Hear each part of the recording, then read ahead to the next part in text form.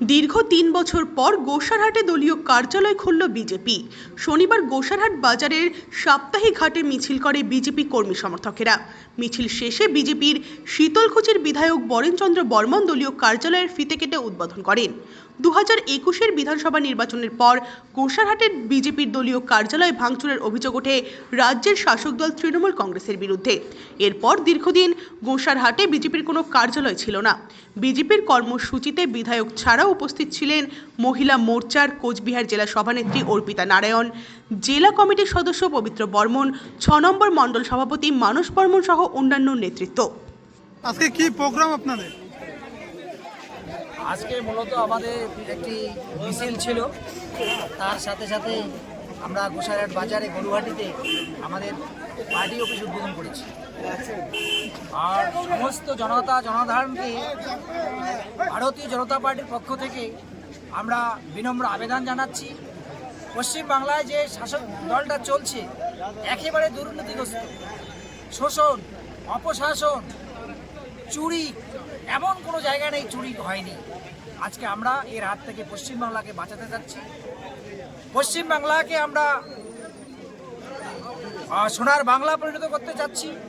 আজকে নরেন্দ্র মোদীজির হাত আমরা শক্ত করতে চাচ্ছি। আজকে নরেন্দ্র মোদীর নেতৃত্বে ভারতবর্ষ যে তৃতীয় বিশ্বের দিকে, তৃতীয় অর্থনৈতিক দেশের দিকে এগোচ্ছে, তার সাথে সাথে আমরা পশ্চিমবাংলায় যুদ্ধ করতে চাই। পশ্চিমবাংলাতে যে সন্দেশখালীতে যে ঘটনা ঘটিয়েছে তৃণমূলেরা, শেখ শাহজাহান, এখানে আর এক শেখ শাহজাহান আছে উদয়ন গুহ, আমরা এদের হাত থেকে পশ্চিমবাংলাকে রক্ষা করতে চাই। পশ্চিমবাংলার মা বোনদের ইজ্জত সম্ভ্রমকে আমরা বাঁচাতে চাই। পশ্চিমবাংলার বেকার যুবক যুবতী আমরা কর্মসংস্থানের ব্যবস্থা চাই। পশ্চিমবাংলা আমরা শিল্প চাই। পশ্চিমবাংলাতে আমরা পেটে ভাত চাই, মাথায় ছাদ চাই। আমরা তুষ্টিকরণ, আমরা পরিবারতন্ত্রকে খতম করতে চাই। তার জন্যে এই গোসাইরহাট অঞ্চলেতে সমস্ত জনতা জনার্দনের কাছে আমরা আবেদন নিয়ে যাচ্ছি। তাদের আমরা আশীর্বাদ চাচ্ছি।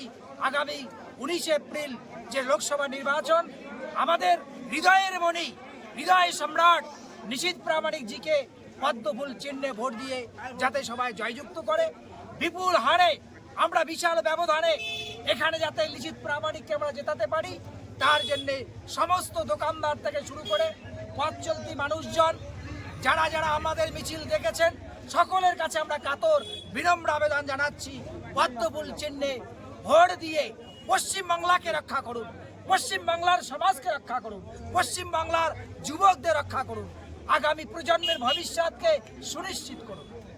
গতকাল এখানে বিজেপির 10টি পরিবার তৃণমূল কংগ্রেসে যোগদান করেছে, এই বিষয়টা কি বলবেন? তৃণমূলে বিজেপির কেউ জয়েন করেনি।